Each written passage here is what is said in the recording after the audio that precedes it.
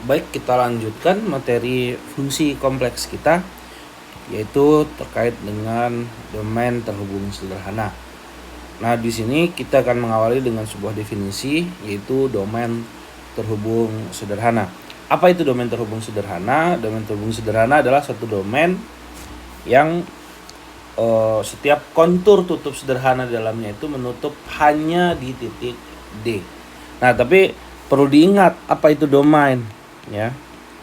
Domain itu adalah himpunan buka yang terhubung. Dalam arti terhubung di sini itu adalah setiap dua titiknya dapat dihubungkan dengan berhingga buah poligon atau titik-titik garis-garis poligon gitu ya, segmen garis poligon. Nah, seperti itu. Jadi domain di sini adalah himpunan buka yang terhubung. Kemudian domain terhubung sederhana itu artinya setiap kontur tutup di dalamnya itu pasti menutup, ya, mengawal dan menutupnya di dalam D. Jadi artinya dia nggak pernah keluar. Nah, di sini konturnya tidak harus sederhana, ya.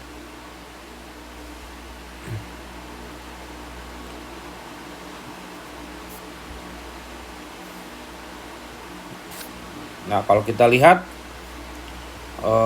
apa yang menarik dari daerah yang seperti itu, domain yang seperti itu, kita lihat di sini ada sebuah teorema mengatakan jika F analitik pada suatu domain yang terhubung sederhana, maka untuk setiap kontur di D itu akan bernilai, integralnya akan bernilai 0, gitu ya. Nah, ini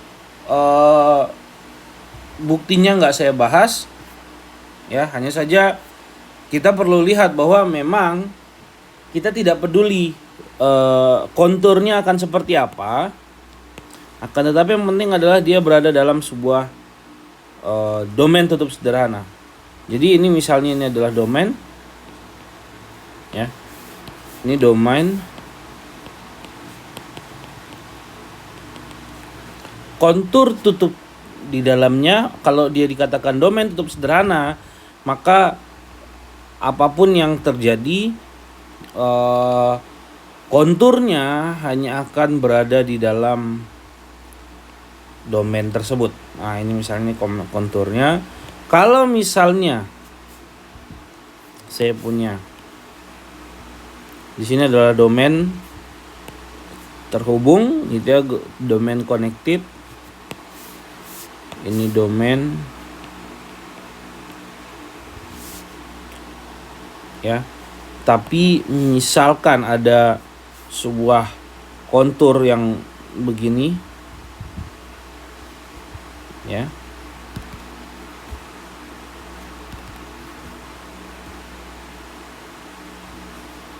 Misalnya seperti ini C1, katakanlah seperti itu, maka ini bukan domain tutup sederhana. Jadi memang yang penting adalah konturnya tetap berada dalam domain tadi, domain terhubung, domain D dalam hal ini, gitu ya, untuk menggunakan teorema ini. Misal kita lihat contoh di sini, jika C merupakan sebarang kontur yang terletak pada cakram buka modulo Z kurang dari 2, atau di sini adalah sebuah, ya, cakram buka berbentuk hampir seperti lingkaran yang dengan jari-jari 2, maka integral dari sin Z, ya, ini kalau kita lihat sin Z per Z kuadrat tambah 9 dipangkatkan 5 itu adalah 0. Nah, untuk menunjukkannya kita lihat ini hanya akan atau kalau kita misalkan FZ itu adalah sin Z per Z kuadrat tambah 9 pangkat 5, ya. Ini hanya analitik saat Z kuadrat tambah 9 itu tidak sama dengan 0. Ya. Artinya apa? Ketika Z tambah 9 itu sama dengan 0, itu ya adalah Z kuadrat sama dengan min 9 atau Z kuadrat sama dengan plus minus 3i. Ya. Enggak ada Z kuadrat. Plus minus 3i. Nah, masalahnya 3i ini atau positif 3i dan negatif 3i itu tidak masuk dalam cakram, ya. Kalau kita perhatikan di sini, ini mungkin di sinilah si 3i ini min 3i. Nah, ini kan 3i dan min 3i itu tidak masuk dalam cakram, sehingga fungsi fz ini selalu analitik, ya. Karena plus minus 3i tidak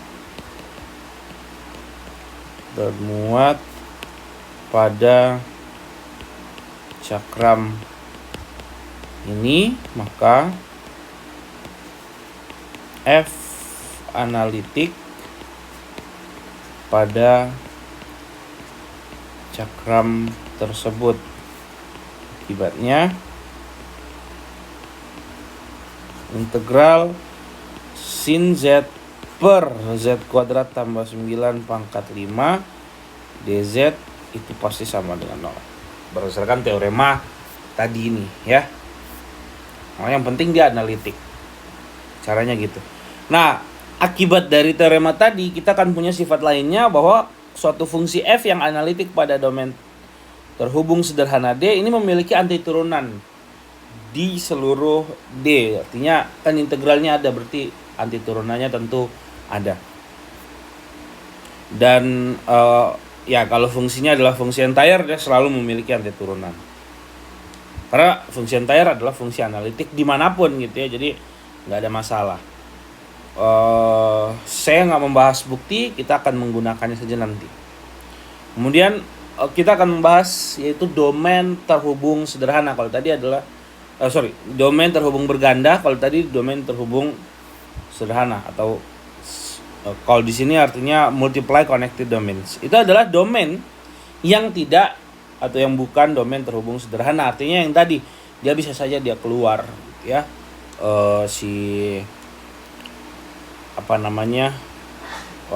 konturnya.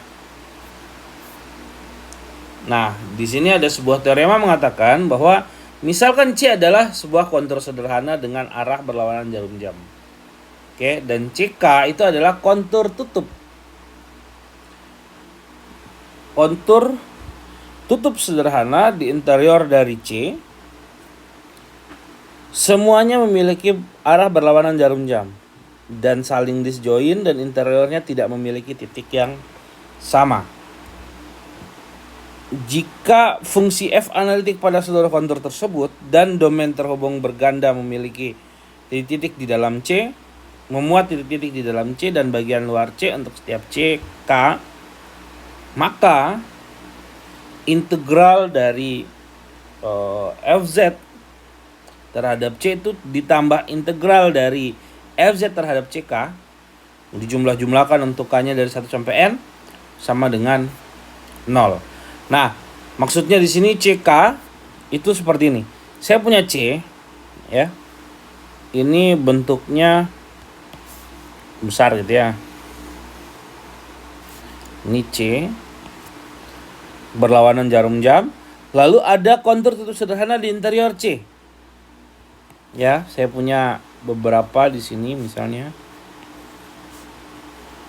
Semuanya berlawanan arah jarum jam seperti ini. Ini C1, ini C2, katakanlah sampai C3 gitu ya.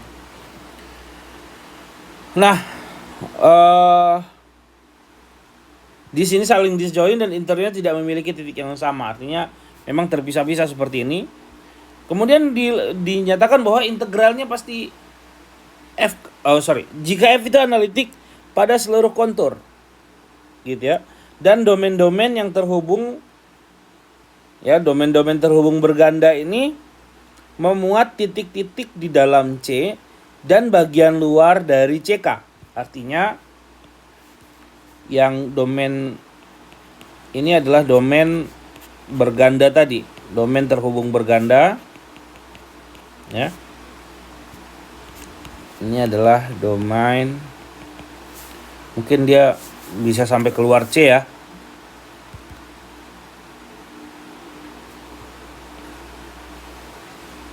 Mungkin saya buat seperti ini, atau jangan itu, begini gitu ya.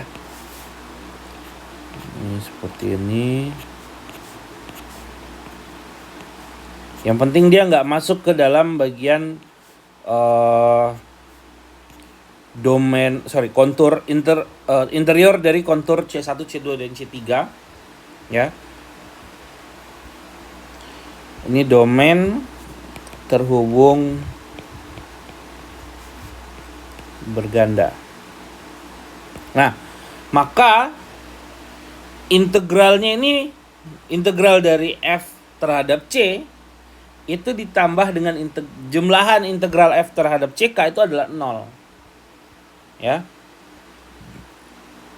Jadi kayak seakan-akan yang bagian ini tuh dibuang gitu, dihilangkan ya. Yang ini tuh dibuang. Nanti dengan kalau membuktikan ya, kalau proses pembuktiannya sebenarnya dia membuat semacam garis gitu. Jadi di sini ini saya coba copy dulu.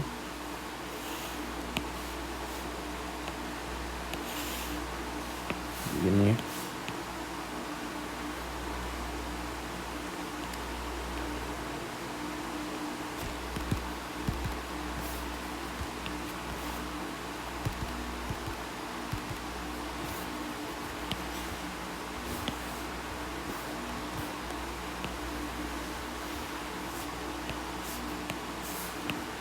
Nah, seperti ini nanti dibuatkan semacam garis penghubung ya, seperti ini.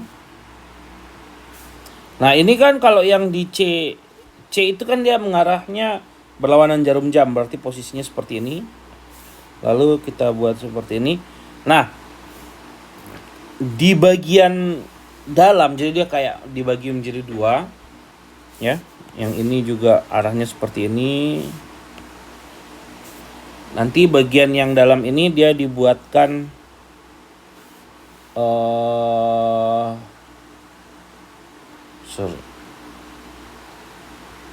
nah, dibuatlah sebuah kontur baru gitu ya, kontur baru seperti ini.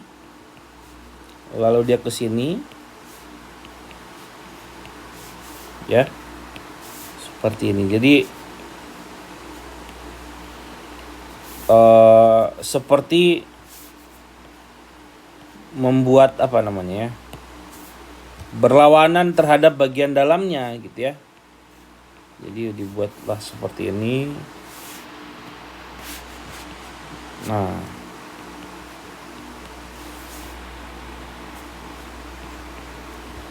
gitu. Jadi kita akan dapatkan dua buah kontur, yang bagian atas dan bagian bawah. Nah, bagian atas itu mungkin kita kasih nama K gitu ya. Saya kasih nama K1, yang di bawah ini nanti jadi K2. Nah, ini menjadi kontur-kontur yang berbeda gitu ya. Nanti dijumlahkan gitu. Sebenarnya cara membuktikannya seperti ini. Jadi dia memisahkan jadi seperti ini. Kita bisa lihat di sini lah pakai gamma ya. Konturnya gamma 1 daerah yang bagian atas, gamma 2 bagian yang bawah. Ini integralnya itu kan dia domainnya di situ aja gitu ya. Jadi di sini integralnya 0 ya. Di integral F terhadap L2 itu adalah 0. Lalu di sini integral F terhadap gamma 2 itu adalah 0. Gitu ya. Nah, baru nanti dijumlahkan sehingga diperoleh bentuk ini. Ya. Ini kan setengahnya, atau enggak sampai setengah sih. Ada titik-titik tertentu lah, kurang lebih seperti itu. yang membuat integralnya nanti jadi terpisah. Kurang lebih seperti itu. Nah, tapi paling tidak ini adalah cara membuktikannya, bisa Anda pahami sendiri.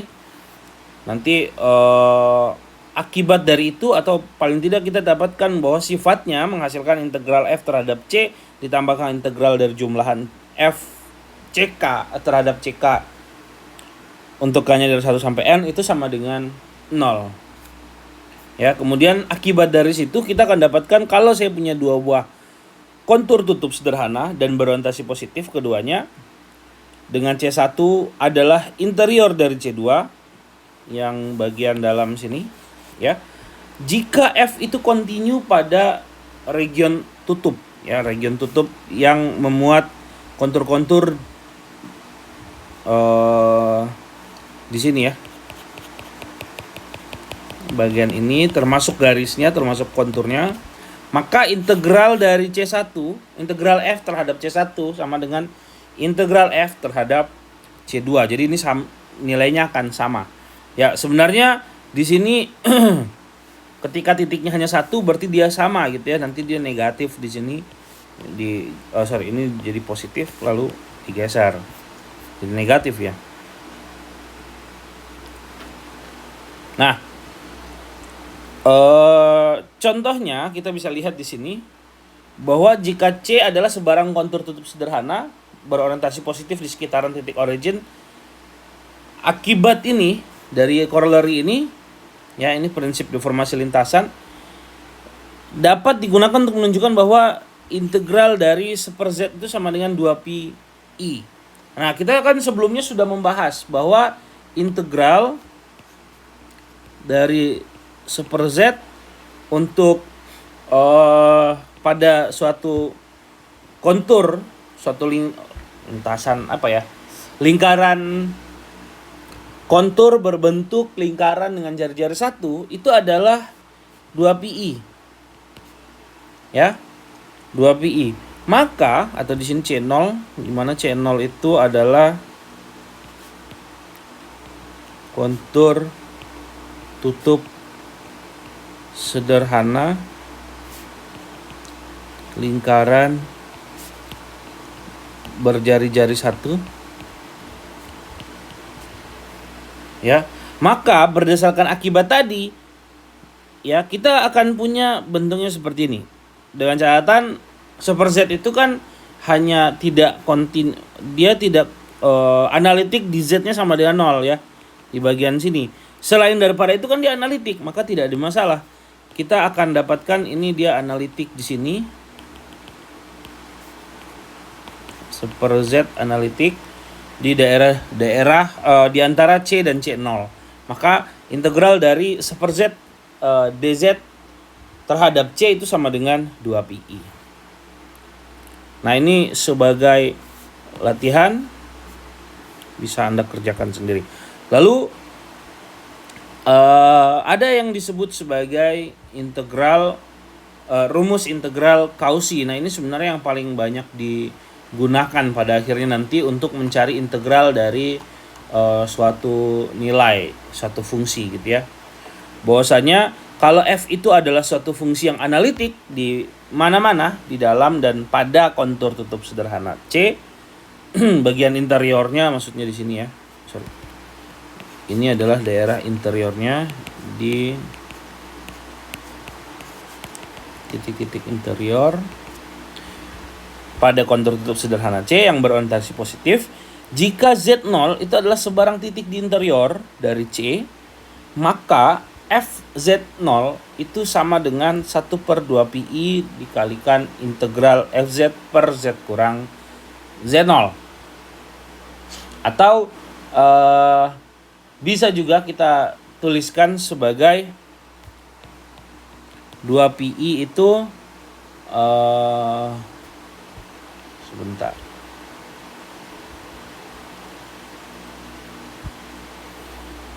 Kalau Z0-nya oke, nanti deh.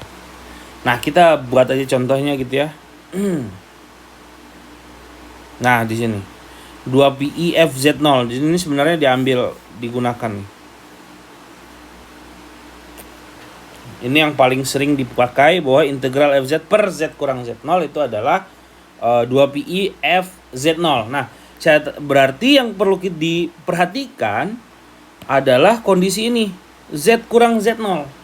Kapan bentuknya adalah f dibagi z kurang z0. Kalau kita bisa mencari bentuk yang seperti itu, maka kita bisa tinggal jawabannya adalah tinggal memasukkan nilai f di z0 kemudian dikalikan dengan 2pi, maka kita sudah selesai. Integralnya langsung didapatkan tanpa mencari anti turunannya.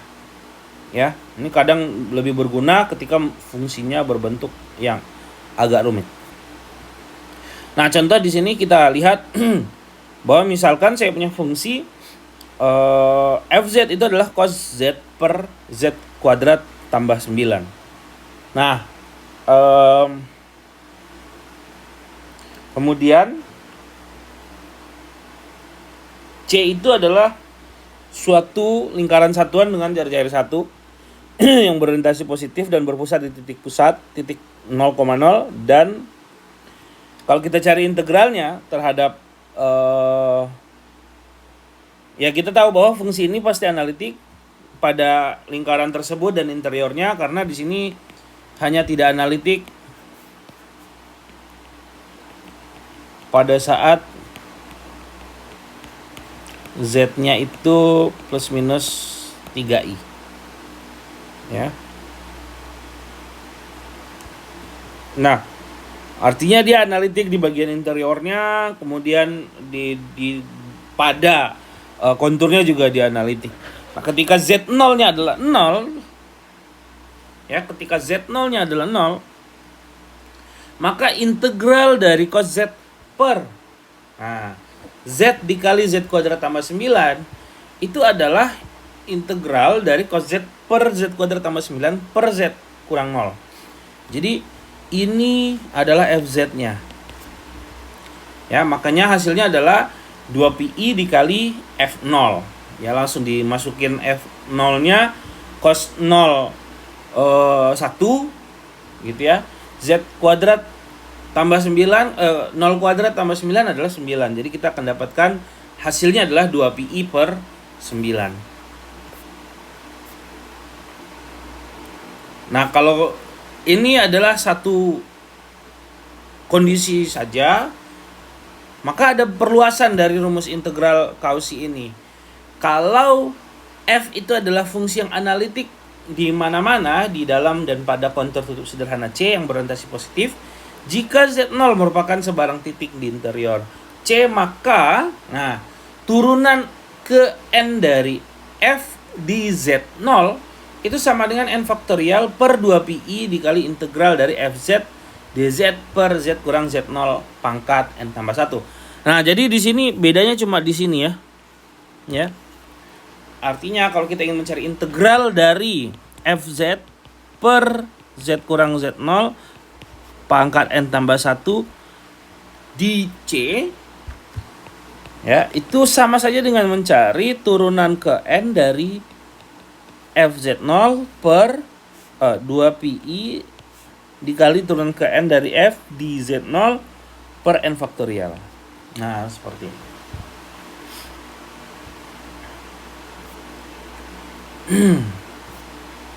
Nah, contohnya kalau saya punya C adalah satu lingkaran satuan dengan jari-jari 1 dan F itu adalah fungsi eksponensial 2 pangkat Z, maka integral dari E pangkat 2Z per Z pangkat 4 itu sama saja dengan melihat E pangkat 2Z per Z tambah 0 pangkat 3 tambah 1. Ya, yang seperti ini. Berarti apa? Sama aja dengan mencari turunan ke 3 dari E pangkat 2Z di 0 dikalikan dengan 2pi per 3 faktorial.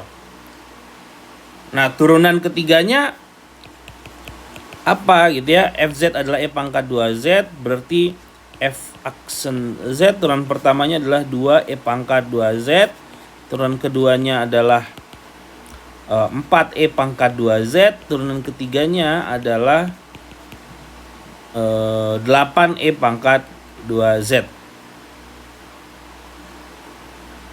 Ya.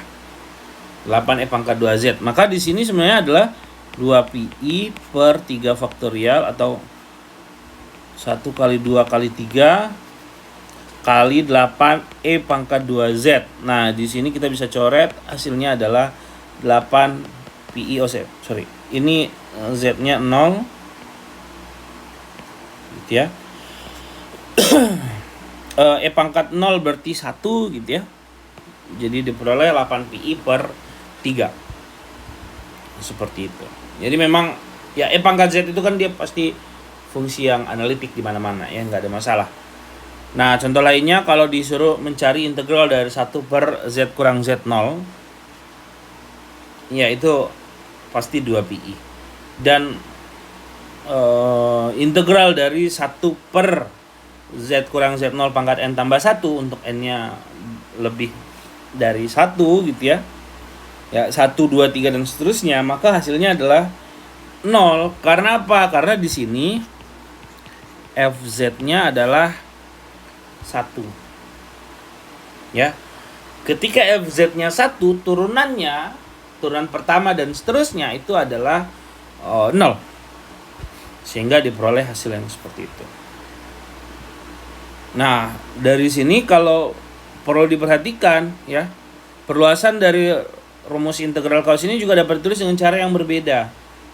Ya, ini seperti tadi ya. Cuma di sini S.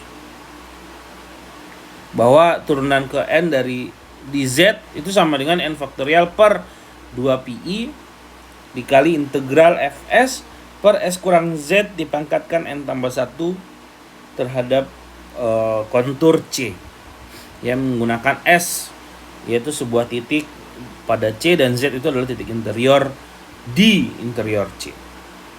Ya, jadi cuma merubah saja Z dengan S, kemudian Z0 dengan Z. Nah, akibat dari perluasan tadi diperoleh bahwa jika fungsi itu analitik di suatu titik yang berikan, maka turunannya pada setiap order juga analitik di titik-titik yang sama. Ya, karena tadi ya, kalau dia terintegralkan, maka turunannya juga nanti bisa terintegralkan. Dan jika fungsi Fz itu adalah U x, y ditambah I V x, y analitik di titik Z x, y, maka komponen fungsi U dan V ini juga memiliki turunan parsial yang kontinu pada setiap orde di titik tersebut. Ini akibat saja, kita gunakan saja. Dan ya banyak sebenarnya teoremanya. Misalkan F itu adalah fungsi yang kontinu pada domain D jika Fz itu terintegralkan pada C, ya, pada suatu kontur tutup C di D yang mana hasil integralnya sama dengan 0, maka F analitik di seluruh D. Ya, jadi di sini kata kuncinya dia kontinu mengakibatkan analitik. Ya. Lalu misal F itu analitik di dalam dan pada lingkaran CR berpusat di Z0 dengan radius R dan arah yang positif. Jika MR merupakan nilai maksimum dari modulus FZ pada CR, maka diperoleh F turunan ke N dari F di Z0 itu adalah kurang dari atau sama dengan N faktorial dikali MR per R pangkat N. Ini merupakan batas ya,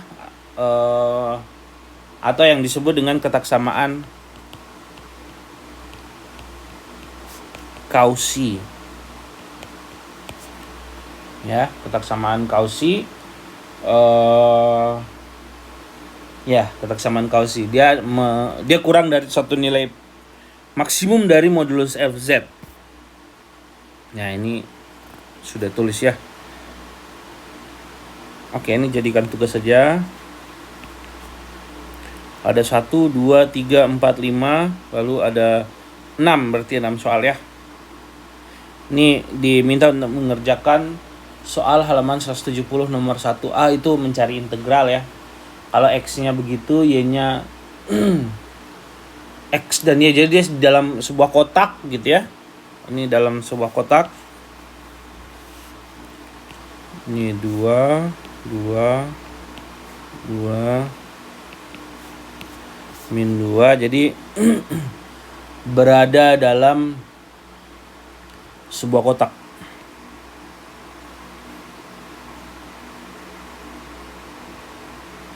Kurang lebih seperti ini gitu ya.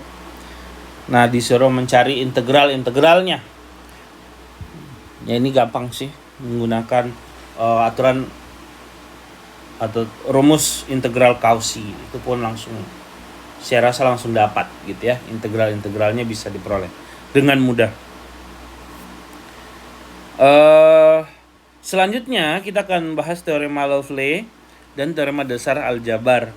Teorema Lovelace mengatakan bahwa kalau fungsi itu adalah fungsi entire dan terbatas di bidang kompleks, maka fz itu konstan pada seluruh bidang. Jadi ini memang ekstrim sekali ya. Kalau dia entire dan terbatas, maka pasti dia konstan.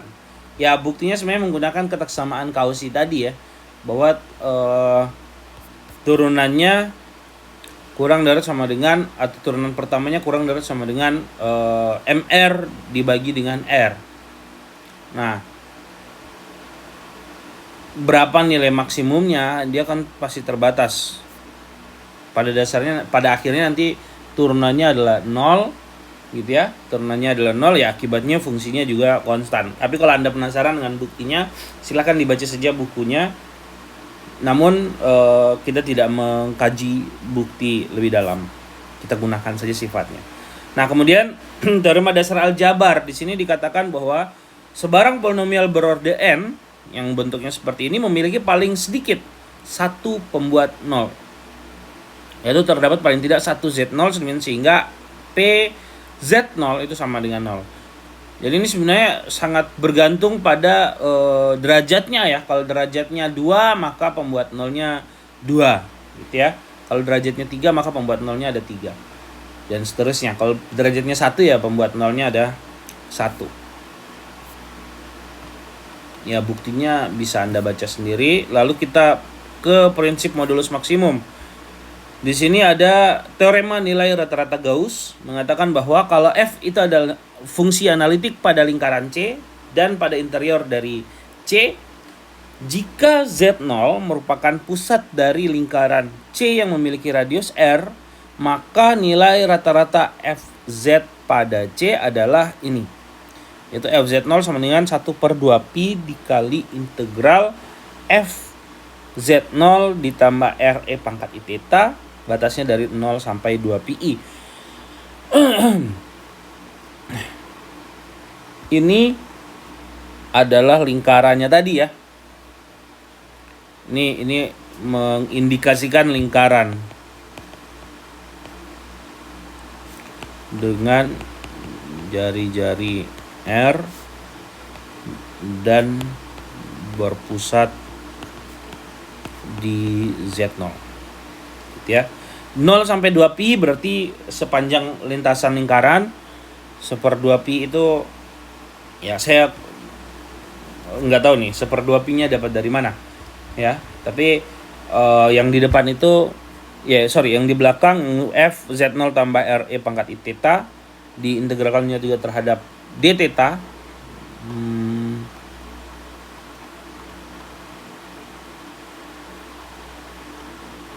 Terhadap d theta ya, bentar. Oh ya, terhadap d theta ya, itu adalah mengindikasikan fungsi tersebut pada lintasan lingkaran tadi. Nah, kemudian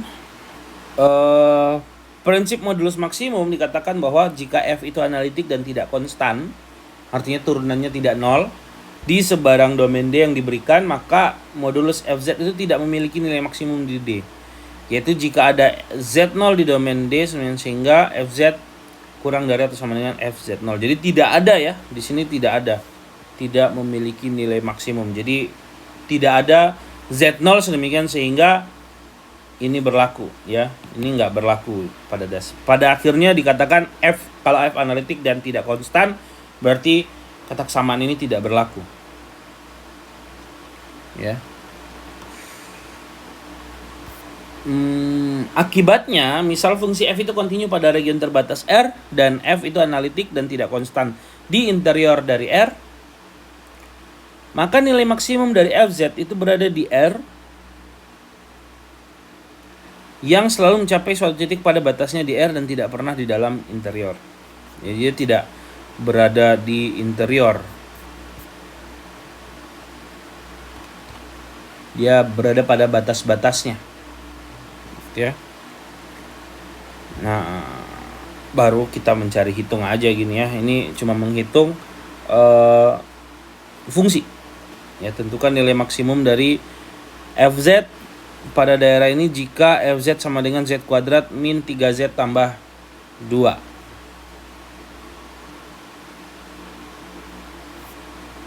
Ada nggak nilai maksimumnya gitu ya. Jadi dia maksimumnya pasti di bagian ujung-ujungnya atau memang tidak memiliki nilai maksimum sama sekali. Ya. Ya, ini juga jadi tugas saja. Saya rasa itu untuk Anda kerjakan, ada beberapa tugas. Silahkan dikerjakan. Lalu untuk ya, itu saja. Sampai jumpa di video selanjutnya.